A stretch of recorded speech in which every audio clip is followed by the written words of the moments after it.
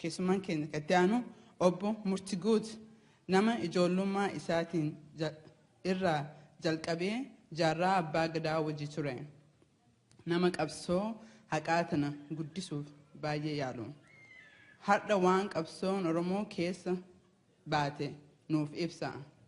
Geerarsaa fi seenaa hedduus nu barsiisa. Murtiguut Feesas Baheen jedha. Galatoon.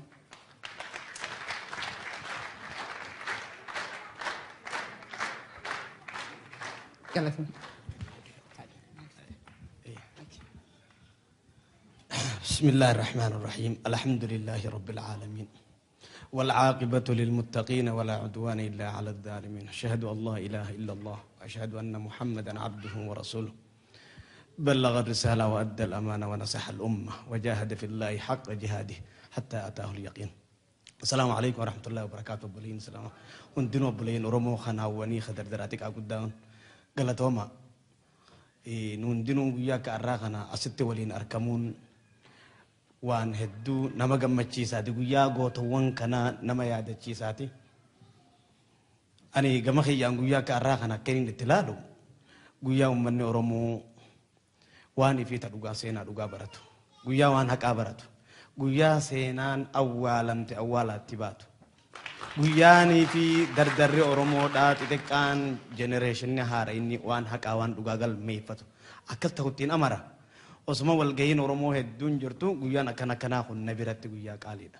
Galatoomaa warri qophii bareedduu akkanaa tanaas nuuf qopheessitanii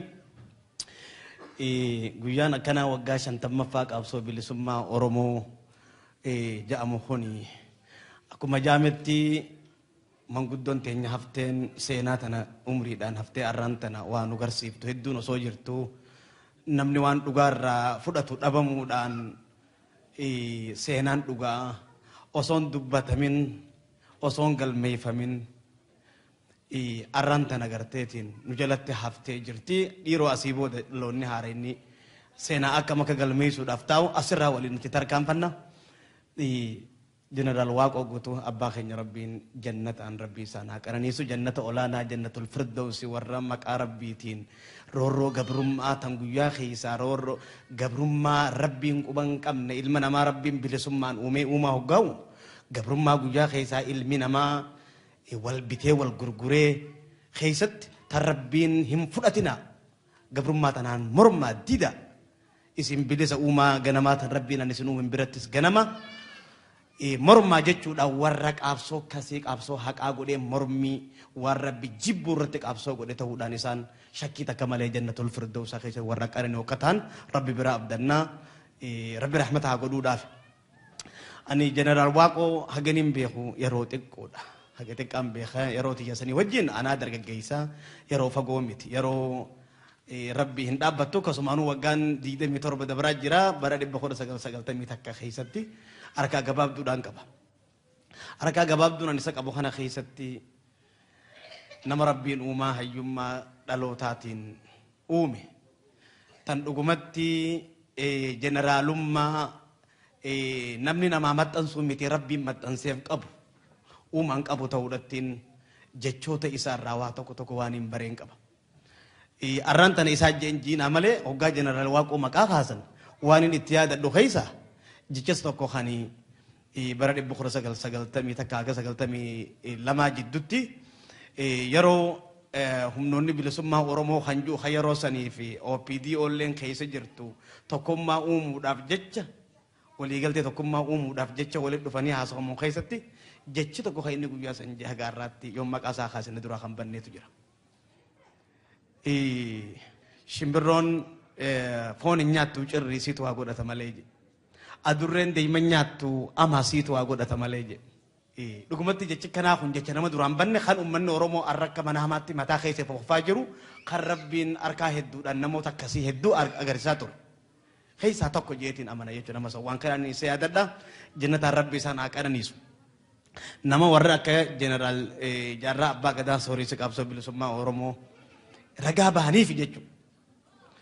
Jaarraa Abbaa Gadaa wayita Oromiyaa bahaa Harargeerraa bara 1966 garaa isaa muratanii sadoo fi qananii warra isaanii yeroo sanitti olaantummaa mootummaa Haile Sillaasee keessatti olaantummaa qaban sadoo warra isaanii lakkisee rorroo miidhaa eeqoo ummata Oromoo irra dalagamtu jibbee osuma baratuu ummata Oromootiif akka abukaattoo ta'ee xabaqaa ta'ee hidhame hidhadhaqee laalee mormuu hedduu if dadhabanii jireenyuma warri isaanii faa abbaan isaarraa eegalee mootummaa Haile Sillaasee Habashaatii wajjin jiraatu irraa quufa guddaa quufee jireenya du'aa fi qaabsoodhaa filachuudhaan hoggaanii fi karaa biyya Baalee sosso'an du'a lubbuu ofitti himaa jiruu osoo hin ta'in geeradhaa deeman jechuudha. Ohoy, ohoy, ohoy, ohoy, ohoy, ohoy. Boruye, boruye, borubba barisoye, galgalabba galgaloye. Galgalinaan dubbate boruun ammarihate. Rorroo hamtuu agarraan Oromoo saba kiyya garaan ammaate haddaa du'aa murate. Jechaati karaa seenan jechuudha. Hoggaa du'a kana lubbuu ofitti himaa karaa seenan. Waahila akka isaanii nama yaada akka isaanii qabu barbaaddata osoo deeman. Lola qaabsoo bilisummaa kan biyya Baalee keessatti duruu oowwee bilbile.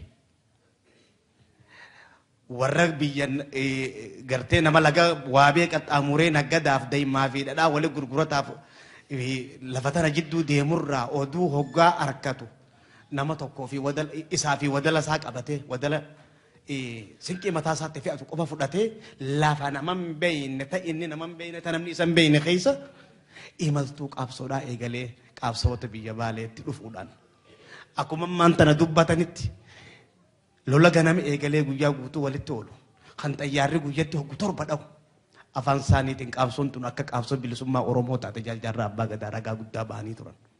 Rabbi jannataan isaan haa qananiisu. Kanumaafuu guyyaan akka har'aa kun guyyaa gammachuudhaati.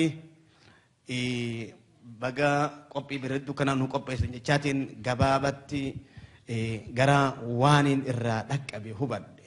Jaarraa Abbaa Gadaa irraa guyyaan har'aa kun akkanaa kan namitti Jaarraa Abbaa Gadaa eenyu maal ture inni tajettu yoon kanaan himee fixa jee fixuu hin danda'u.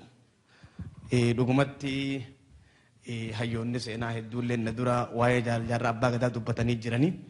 Jireenyi kiyyarraa umrii waggaa 13 irraa jalqabeetiin Jaarraa Abbaa Gadaa waan inni ta'e beeka. Anaa xiqqaa waggaa 7-8 irraa eegaleetiin bare. Waggaa 14 jireenya qaamaa walii wajjin jiraachuudhaatiin isaa wajjin jiraadhe. Yoon xiqqoo gabaabumatti maal Jaarraan Abbaa Gadaa akka ta'e xiqqoo ibsuu ka barbaadu ta'e Jaarraa Abbaa Gadaa dhugumatti nama waa hundarra caalaa faamilii isaa hundarra Oromoo fi Oromiyaa jaalatu. Nama bilisummaa fi walabummaan Oromoo haayoo jijjiiraman taane ta'utti amanu. Gabraa fi bilisni waliin qixxaatu hoggu takka jechuutti nama amanu. Nama wanni takkalleen ummata Oromoon qubsitu walabummaa fi bilisummaa gadiitti nama jiru. Nama Rabbiin uumaa ganamaatiin dhaloota isaarraa ammas Rabbiin iimaanaan naamusa ulfaataa kabajaadhaatiin Rabbiin isa faayee nama iimaana guddaa fi irkoo Rabbii jabduu qabu. Nama Rabbitti irkatu. Nama goota murataa onnachiisaa ummanni Oromoo wannummaan fedhe takka nama qalbiin cabsine jechuudha. Kufee ka'uus bilisa baasaan cabee kufee ni ka'a hogguma takka abdiin muratu nama jiru. Abdii murannee cabnee kufnee hafuun nurra hin jiru nama jee amanu jechuudha. Nama duuba yeroo duraatiif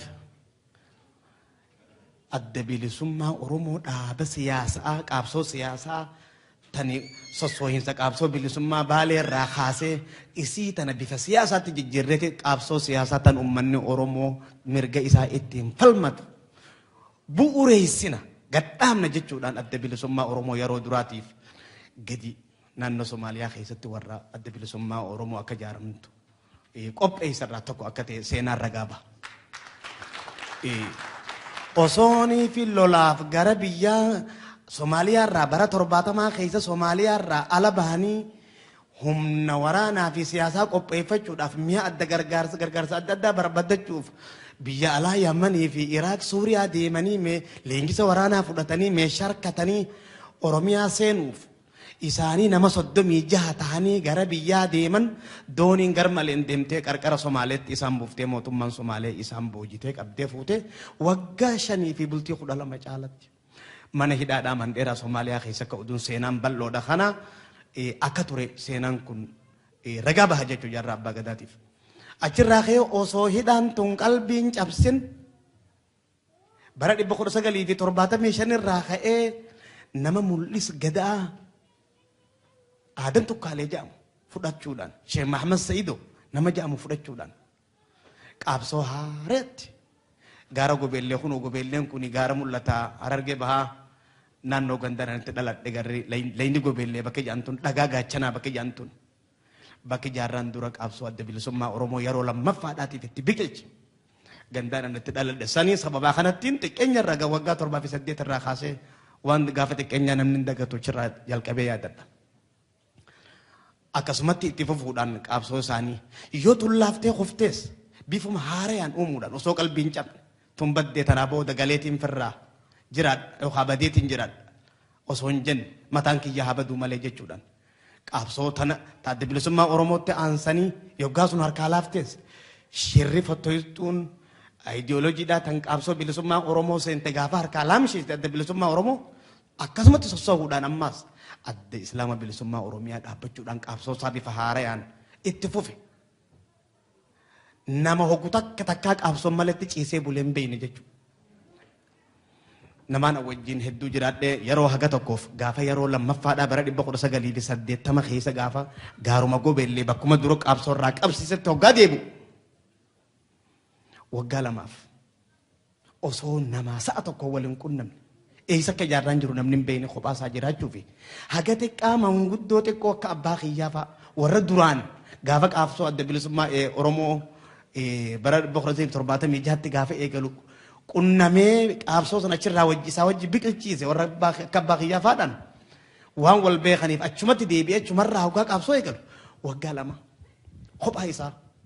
Bineensa waa hilfatee aanaa Oromoo tokkollee dhabee warri isa lamada bosonatti deebise warri lamada ammas akka mul'is faallee yeroo saniif warri akka Sheekh Mahamad Sa'iid faallee yeroo saniif oggota kaaf biraa deemanii kophaa isaa waggaa lama jiraachuun bineensa waa hilfatee waan nama ajaa'ibsiisu seenaa ajaa'ibaa tayyoo bilisummaan barbaaduun nama tokko aantummaa nama lagachiiftee foon ifii nama lagachiiftee bineensa nama waa hilchifichiifte. Bilisummaa wanni jaan dhugumattu waan tolan namaa kan namu miti dhiigaan malee waan argamu miti laalaa dhukkubbiidhaan malatti bilisummaan hin argamtu hin dhuftu jechuun bilisummaan hin dhuftu. Kanaaf jecha yaa obboleeyyan kiyya dhugumatti galatoomaa ani wanni niin guddaa as dhaabbadheef qopxii jabduu akkasii tan dhufneef guyyaa kanaa guyyaa seenaadhaati jechuudhaaf malee seenaan tun ni himna jennee yoo dhugatti lafaa fudhanne seenaa dhumtuu miti.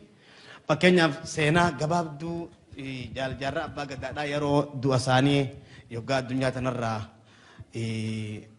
maarchii dabarte bara dabre kana keessa du'aan addunyaarraa galan bara 2013 kanatti addunyaarraa galan seenaa gabaabduu jaarraa abbaa gadaa qopheeffamtee tanuu kannamte tan jirtu keessa gabaabduun isiidhaa takkanaa fadhaatu jira isiin tun harraaf gabaabduudha waan xiqqootu piriinti ta'e yeroo saniif yeroo taaziyaa sanirratti isin tu yoo rabbi walgahii ka irraa tafakkaatu tan dhuftu irratti yoo rabbi bal'inaan nuuf dhiyaachuudhaaf jiraatti isii tanallee gaa uummata Oromoo bal'aadhaaf gahuu hin dandeessu takkitti tanaan qaba ammoo nama tokkoof akka hannaatti hannuun badhaasaatti hannuun dhugumatti asirratti narratti haqa ta'e jira isii tana nama tokkoof inshaallah yoo rabbi hannuuf jiraadha. Kanumaafuu galatoomaa hiree akkanaa tana warri qophii tana qopheessanii nuuf kennitan galatoomaan isin hin jaa Oromiyaan ni bilisoomti qalbii hin cabnu. بإذن الله أمني أرمو هيري متى إفي نمرتي فتا بروغانا ما يورب بجو أبدين كتنو تكم متين هاجم سنو جال جرا أبا غدا وهندج على ون أمة أرمو تدامتو جارمو في تكم مرة جارمو نما تكم هوام في التنبا أمني أرمو بلسومو في تكم ما كبات مشاك أو هيدا نو غرغر سنا ما تكو إسان هاجم سنو نما يجتي أمانو جتو خناف جج إن شاء الله يرو برا بلنا ولد ديبنا غا سجنتا ولدرا دوبان جرتي غبابت هاجر مجتشو في نولبه غلطو ما يسين جتشاتين أبو هنگاس يو أسن أركم تخطاب خنان سباداس